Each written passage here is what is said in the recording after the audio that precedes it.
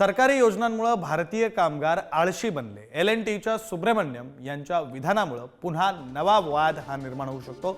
योजनांचा फायदा मिळत असल्याने कामगार बाहेर जाण्यास तयार नाहीत असं सुब्रमण्यम यांनी म्हटलं। काही दिवसांपूर्वी रविवारी काम करण्याबाबत केलेल्या वक्तव्यामुळे सुब्रमण्यम हे वादात आलेले होते।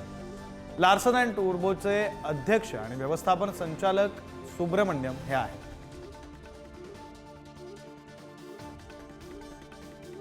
एस.एन. सुब्रमण्यम यांनी नेमकं काय म्हटलेलं आहे तर आमची कंपनी 2.5 लाख कर्मचारी आणि 4 लाख कामगारांना रोजगार देते।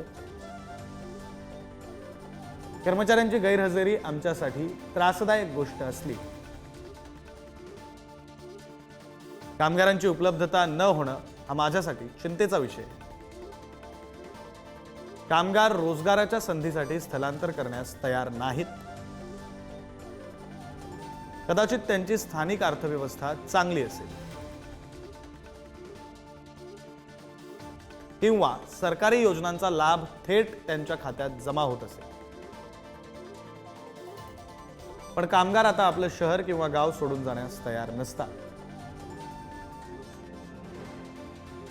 HR टीम आहे पण कामगारांची उपलब्धता हल्ली होत नाही।